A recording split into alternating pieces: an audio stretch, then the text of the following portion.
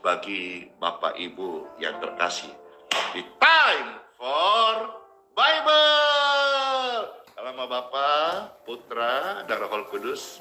Amin. Pembacaan sabda firman Tuhan terambil dari kitab suci. Yang pertama-tama, Pastor hari ini akan membaca beberapa bagian firman Tuhan. Kiranya semua kita boleh menerimanya dan dipuaskan. Injil Lukas pasal 6, mulai ayat 17 sampai dengan ayat yang ke-19. Kita mulai dengan pembacaan dari Injil Lukas pasal yang ke-6, ayat 17 sampai ayat yang ke-19. Demikianlah sabda firman Tuhan Yesus, ada tertulis. Lalu ia turun dengan mereka dan berhenti pada suatu tempat yang datar.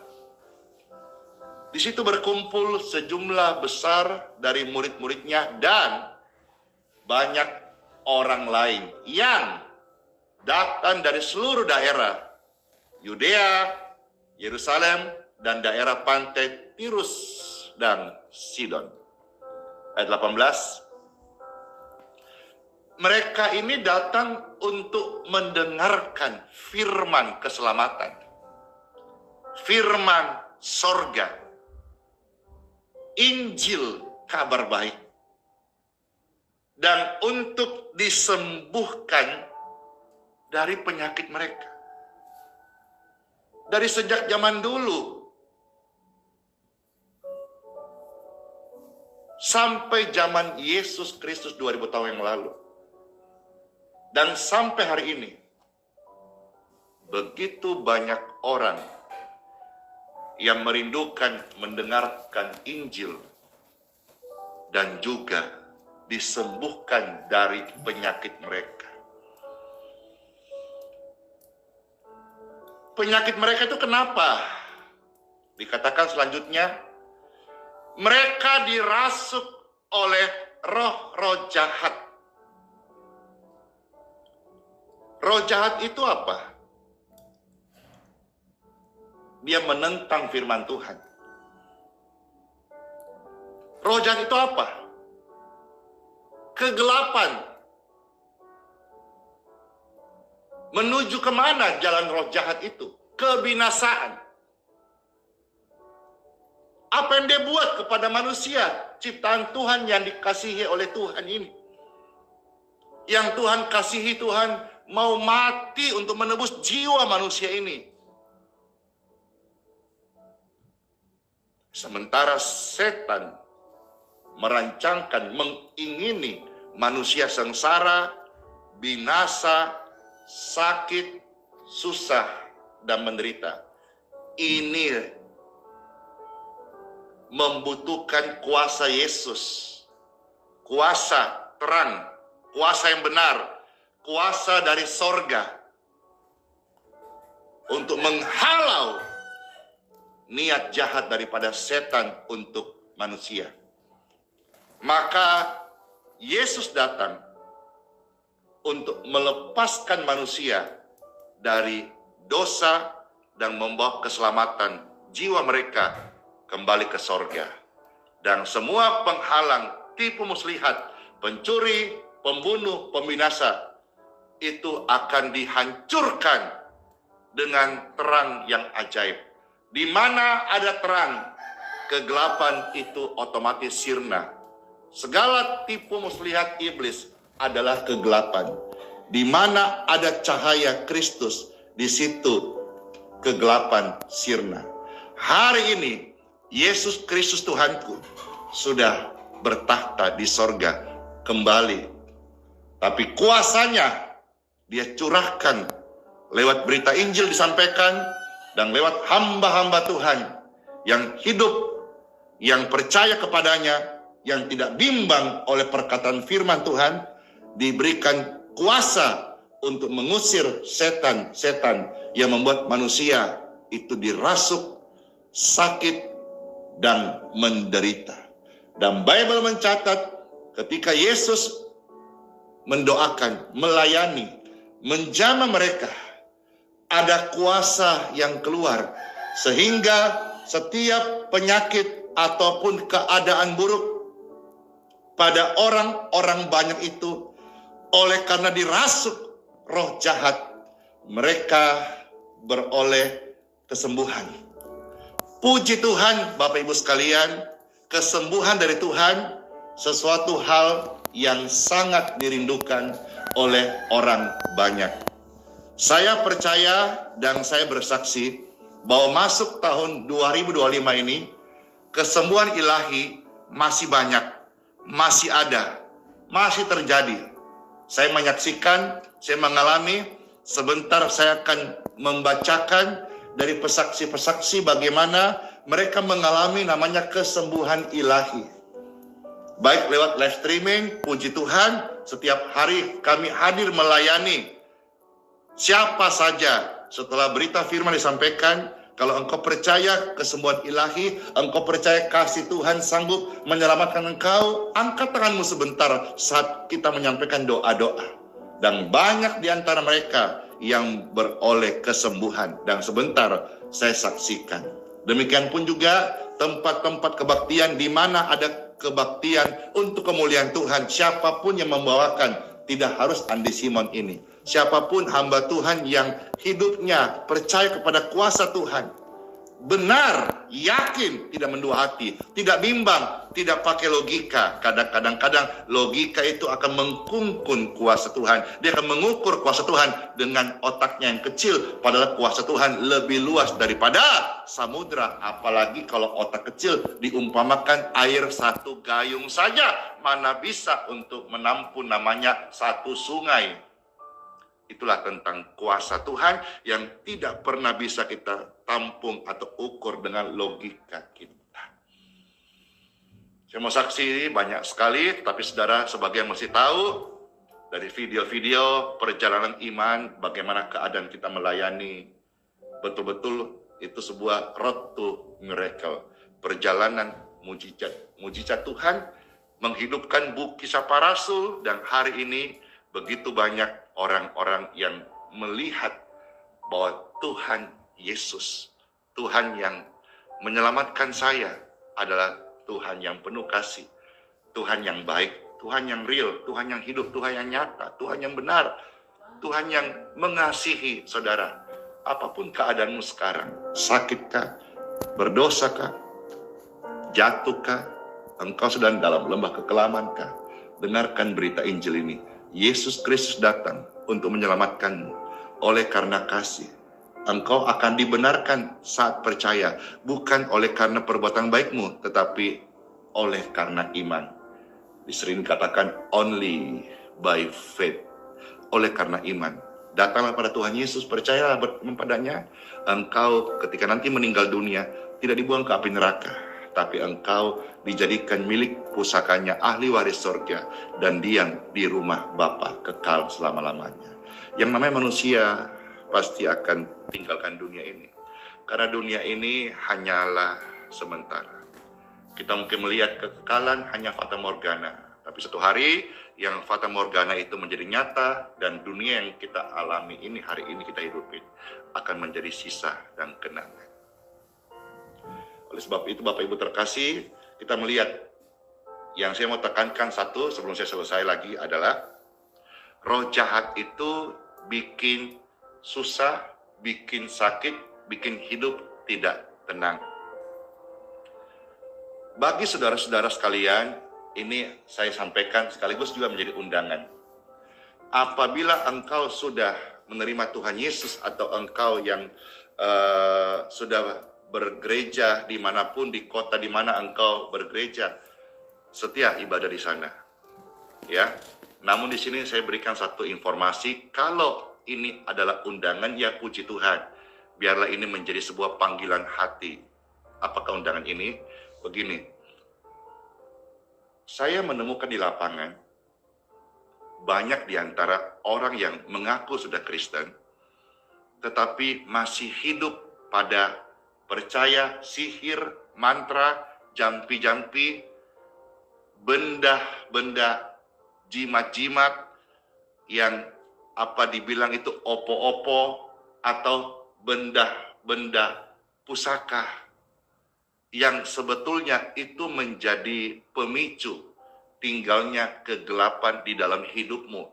Sekalipun engkau sudah menjadi orang Kristen, tapi banyak di antara yang saya lihat, saya temukan di dalam pelayanan real, masih menyimpan itu. Dan saya harus beritahu bahwa gelap dan terang nggak bisa bersatu. Seperti air dan minyak itu tidak bisa menyatu. Kalau saudara-saudara sudah ikut Tuhan Yesus dengan benar, maka engkau tidak akan menyimpan lagi namanya berhala-berhala, sihir, jampi-jampi, jimat-jimat, atau benda-benda terkutuk itu yang awalnya engkau jadikan tempat bersandar sebagai katakan tolak bala dan lain sebagainya.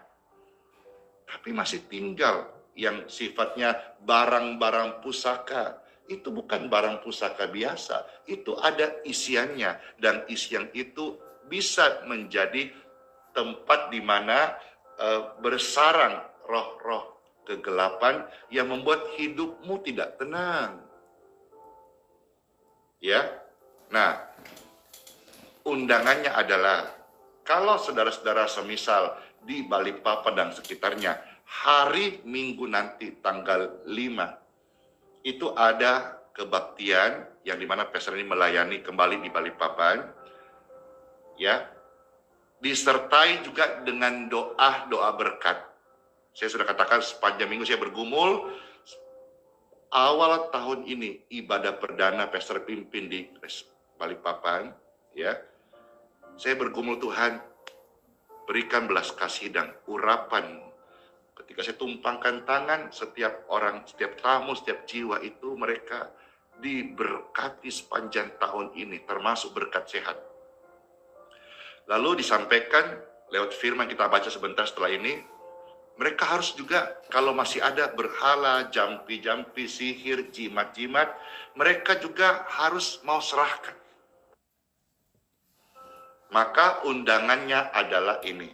Secara umum saya melihat gereja-gereja awal tahun mengundang umat atau jemaatnya datang membawa persembahan khusus, benih, apakah istilahnya benih iman, buah sulung dan sebagainya. Ya, puji Tuhan kalau setiap gereja atau gereja Anda buat itu. Saya tidak komentar, tapi mengenai pelayanan ini awal tahun, saya tidak meminta saudara datang membawa benih iman, buah sulung, dan lain, tidak sama sekali. Tapi saya mohon apabila engkau merespon undangan ini, datanglah dengan hatimu yang percaya. Dan kalau masih ada sisa barang-barang pusaka yang ternyata itu adalah tempat berhala yang membuat hidupmu tidak tenang, panas, atau engkau tidak bisa mengalami berkat, ada langit jadi tembaga, tanah yang kau injak terkutuk karena benda-benda itu masih ada, dan engkau tergerak dengan sukarela, dan engkau merasa engkau butuh kasih Tuhan untuk bebaskan engkau. Saudara, silahkan di bawah itu, nanti kita akan doakan dan ditumpas bersama-sama. Sehingga engkau pulang dengan cahaya Tuhan. Saya tidak minta saudara datang bawa persembahanmu. Kalau kamu kasih persembahan, kasih gerejamu silahkan. Kasih di tempatmu di mana engkau bisa berbuat baik, puji Tuhan.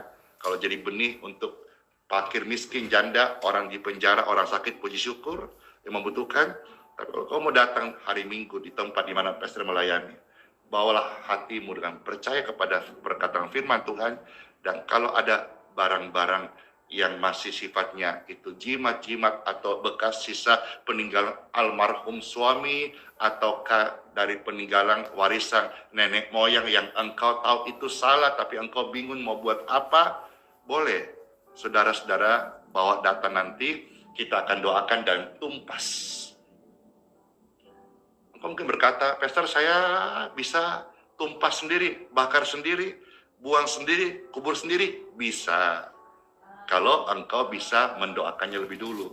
Karena yang kita memutuskan adalah ikatan rohnya. Roh itu mengikat, ya, bukan hanya fisiknya, lalu kita buang ke laut gitu. Banyak kesaksian, udah buang contoh Kris, buang di laut. Malamnya kembali lagi. Kenapa? Karena itu ikatan spiritual. Nah, yang kita mau lakukan tumpas, kita gunting dulu ini. Kita putuskan ini. Dan kalau saudara merasa bisa, lakukan sendiri. Kalau engkau butuh hamba Tuhan, bawalah ke gerejamu di mana engkau berjemaat. Tapi khusus saya katakan kalau saudara wilayah Balikpapan dan sekitarnya atau pas datang dan dengar informasi ini, saudara-saudara silakan kalau misal masih ada jimat dan barang-barang terkutuk yang kau tahu itu tidak baik, panas dan membuat celaka dan sebagainya, silahkan. Nanti ingatkan tanggal 5, pastor akan mendoakan untuk hal-hal itu. Seraya setelahnya akan membagikan Bapak Ibu ya perjamuan suci kudus. Saya lihat-lihat ini pelayanan ya, bukannya meminta tapi banyak memberi. Ini karunia Tuhan yang Tuhan anugerahkan kepada saya dan kepada setiap orang yang memberikan hatinya lurus di hadapan Tuhan Yesus.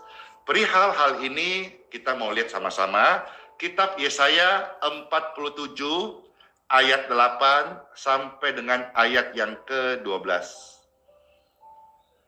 Mari Bapak Ibu terkasih, saya ajak kita melihat sabda firman Tuhan dari kitab Yesaya 47 ayat 8 sampai ayat yang ke-12. Hari ini saya fokus, saya rindu melihat hidupmu baik. Saya tidak bicara hari ini supaya hidupmu diberkati saja, tapi saya fokus supaya hidupmu baik, hidupmu damai, tenang. Ya, saudara memberi taburan di awal tahun, buah sulung, benih iman dan sebagainya, itu baik juga untuk hidupmu, untuk ekonomimu. Siapa yang menabur, dia akan menuai. Puji Tuhan, tapi saya rasanya saya mau bicara ini supaya saya rindu sepanjang tahun ini engkau merasakan terang Tuhan. Masalah ekonomi, jangan lupakan hal yang lain bahwa engkau perlu rajin bekerja.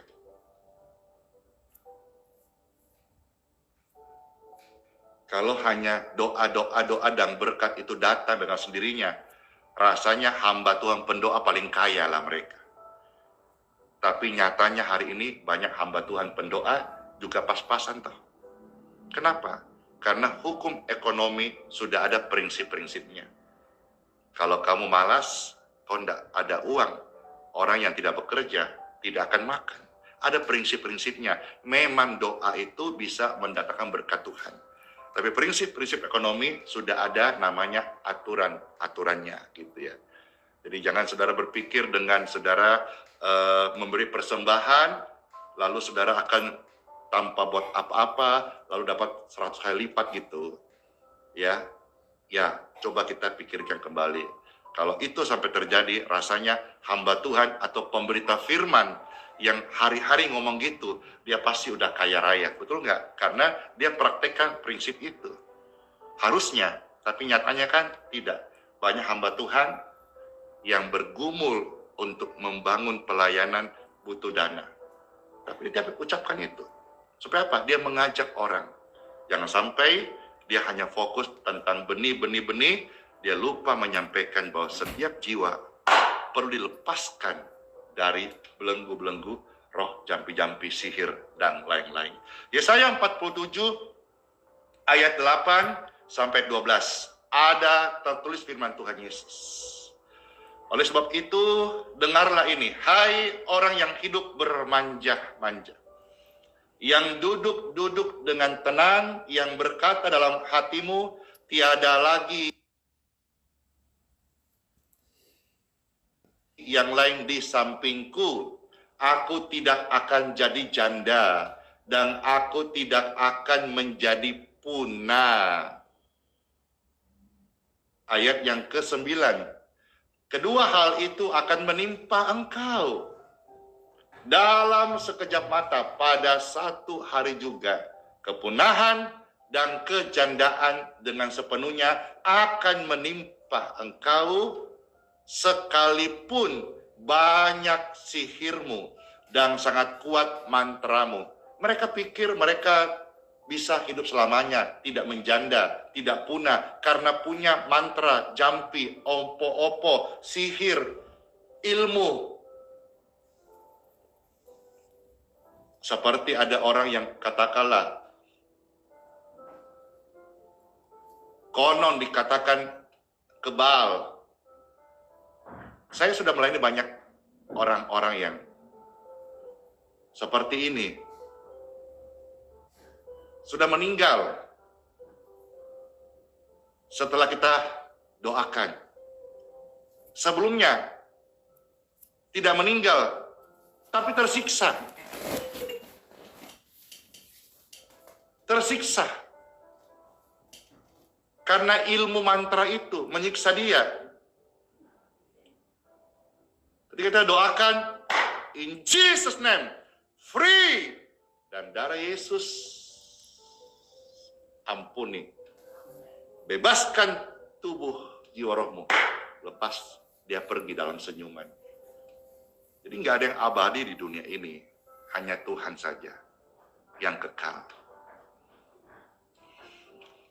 Jadi jangan pikir saudara punya ilmu hari ini, saudara bisa kuat selamanya.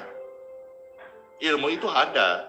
Ilmu tolak bala, kebal, ya, sekalipun pro dan kontra. Ada juga yang memang untuk tipu-tipu. Tapi saya tahu bahwa ada memang yang benar-benar memiliki ilmu itu. Karena saya dalam pelayanan ini cukup banyak menghadapi hal-hal ini. Ya, saya bilang ya, tidak, saya bilang tidak. Asli, saya bilang asli. Pura-pura, saya bilang pura-pura. Demikian pun saya ketika melayani orang-orang yang dirasuki roh jahat, saya tahu mana yang asli dirasuki roh jahat, mana yang pura-pura. Tahu kita. Ya, semua ini karena karunia Tuhan berikan hikmat untuk membedakan roh. Meskipun engkau hari ini merasa punya ilmu dan peganganmu kuat, gurumu sakti, tidak selamanya. Ingat itu. Tidak selamanya. Yang abadi hanya Tuhan. Kerajaannya. Semua yang di dunia ini sifatnya fana dan sementara. Camkan hal itu. Apa kau pikir dengan ilmumu kau tidak akan menjanda? Apa kau pikir dengan peganganmu, mantra sihirmu, kau tidak akan punah? Itu keliru besar. Itu tipu muslihat dalam pikiranmu sendiri. Ayat 10. Engkau tadinya merasa aman dalam kejahatanmu. Katamu, tiada yang melihat aku. Kebijaksanaanmu dan pengetahuanmu, itulah yang menyesatkan engkau. Sehingga mereka-mereka ini yang masih bermain jampi-jampi ilmu mantra sihir, akan berkata dalam hati, tiada lain di sampingku. Seolah-olah dia berjaya selamanya. Orang-orang yang merasa kaya karena pesugihan, orang-orang yang bisnisnya karena pakai kegelapan, dengar, kau nanti akan termakan bayar tumbal yang mahal. Sebelum menyesal, sebelum terlambat, saya beritahu, bertobat.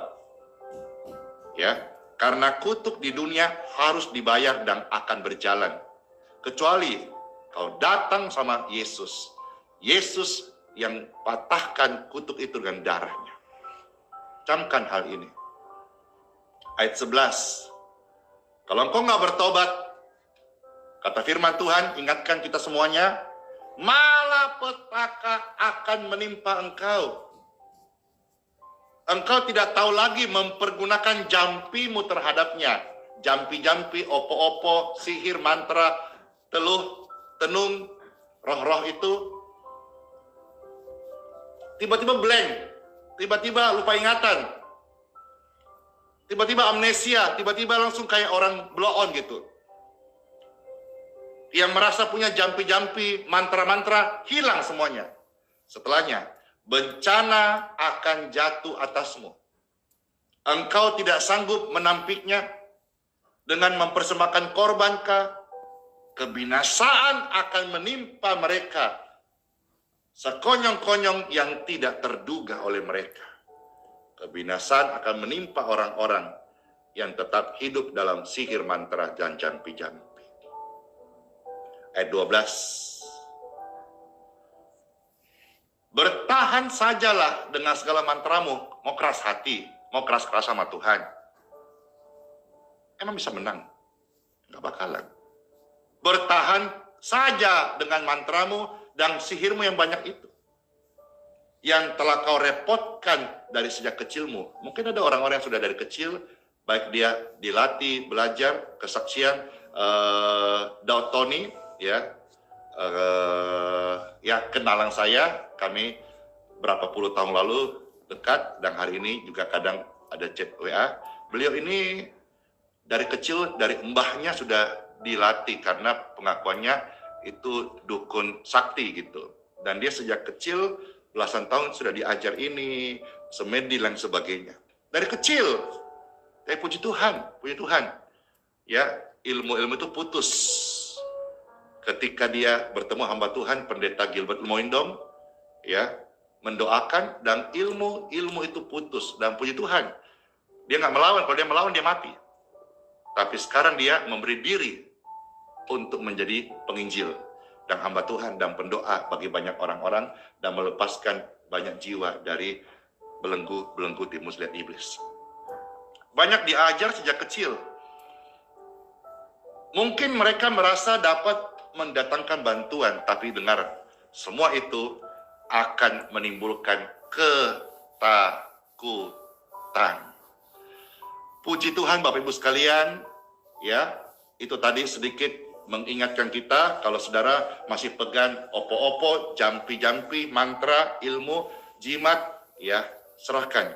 Awal tahun ini, yang utama, ya, kalau saudara mau kasih persembahan buah sulung benih, ya terserahlah. Tapi yang utama, serahkan hatimu, hidupmu. Kalau masih ada yang berhala yang salah, jangan tunda lama-lama. Bawa kepada Tuhan, doakan kalau bisa. Kalau nggak bisa, minta bantu hamba Tuhan di mana engkau bergereja. Minta pendeta, gembala, pastor, pendeta, pastor, romo, pater, suster, atau penatua, diaken yang bisa melayani, doakan.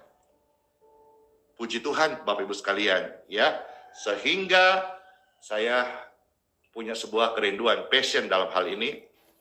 Awal tahun minggu pertama 2025, banyak orang bertobat, datang kepada Tuhan dan membawa semua barang-barang berhalanya, termasuk kitab-kitab ilmu mereka. Ada dibilang kitab ini, kitab warna itu, dan sebagainya, mereka bawa untuk ditumpas. Sehingga seluruh hidup mereka dan keluarganya mereka menjadi milik Kristus seutuhnya. Seperti yang tercatat dalam Bible, saya bacakan 3 ayat lagi. Peristiwa yang terjadi kisah para rasul setelah Injil diberitakan, hamba Tuhan menyatakan kuasa Tuhan, kuasa doa, orang-orang bertobat yang dulu punya jampi-jampi ilmu mantra, dia serahkan semuanya untuk ditumpas. Kisah para rasul, pasal 19, mulai ayat 18 sampai ayat yang ke-20. Saudara bisa tolong bantu ketik, ayat-ayat ini penting dan saudara bisa buka. Kisah para rasul pasal 19 mulai ayat 18 sampai ayat 20. Ada tertulis firman Tuhan Yesus. Banyak di antara mereka yang telah menjadi percaya datang dan mengaku di muka umum bahwa mereka pernah turut melakukan perbuatan-perbuatan seperti itu. Berhala, jampi-jampi, sihir, mantra, perdukunan. Mereka datang dan mengakui di depan umum. Ini pertobatan massal. Ayat 19. Banyak juga di antara mereka yang pernah melakukan sihir. Mengumpulkan kitab-kitabnya, lalu membakarnya di depan mata semua orang. Padahal nilai kitab-kitab itu ditaksir mahal. Nilainya di zaman itu 50.000 uang perak. Uang nggak masalah lagi ketika kita sudah tahu kebenaran. Yang fana akan tersingkir ketika kita bisa menikmati, melihat kekekalan. Dengan jalan itu, kata firman 20, semakin tersebarlah, kasih Tuhan. Semakin tersebarlah berita kesembuhan. Semakin tersebarlah firman Tuhan. Dan semakin berkuasa untuk hidup setiap orang-orang yang menerimanya. Let's pray. Tuhan Yesus, terima kasih buat sabda firman-Mu. Kami mengucap syukur dalam nama Yesus. Dan saya berdoa bagi setiap Bapak Ibu yang sudah dengar firman Tuhan. Firman ini datang untuk saudara agar engkau meninggalkan cara hidupmu yang lama dan juga melepaskan diri dari mantra sihir, dan hiduplah dan mohonlah jamahan Tuhan, jamahan Kristus yang menyembuhkan engkau dari segala dosa dan penyakit. Kalau ada di antaramu yang sakit karena berhubungan dengan dirasuk roh-roh jahat, saudara-saudara, dan masih ada barang-barang yang perlu ditumpas itu, lepaskan, putuskan. Karena itu menjadi sumber di mana ketika didoakan, engkau pulih, lantas besoknya kumat lagi. Kenapa? Karena itu masih engkau simpan. Itu mengundang untuk datang kembali dalam hidupmu, di rumahmu, di kediamanmu, di hidupmu, di hatimu. Maka saya berdoa apa yang sampaikan ini tersentuhlah hati saudara, dan engkau rela untuk sepenuhnya berikan hidupmu kepada Tuhan Yesus. Diberkatilah engkau sudah dengar firman Tuhan. Kalau ada tubuhmu yang sakit saat ini, lewat doa ini, aliran kesembuhan mengalir dan menyehatkan engkau, tubuh, jiwa, rohmu. Dan setelah ini, bertobat sungguh-sungguh dan berikanlah kepada hamba Tuhan, atau tumpaslah lewat doa setiap perjanjian-perjanjian di masa lalu, baik itu dengan pesugihan atau apa saja yang dari kegelapan, putuskan dalam nama Yesus, supaya sakit penyakit ini tidak datang lagi dari dalam engkau, tapi dia akan pergi selama-lamanya, dan you must clear in Jesus name. Puji syukur, darah Yesus berkuasa membentengi setiap kita. Pelaku firman Tuhan, engkau tidak sendiri, ada malaikat-malaikat Tuhan yang berjalan bersama engkau, menemani engkau, menyinari langkah hidupmu. Dalam nama Yesus, orang-orang sakit yang dengar doa ini, sembuh. Yang dirasuk roh-roh jahat, free, clear. Roh jahat, out. In Jesus name. Saya lepaskan damai sejahtera di setiap hati Bapak Ibu sekalian. Dalam nama Yesus.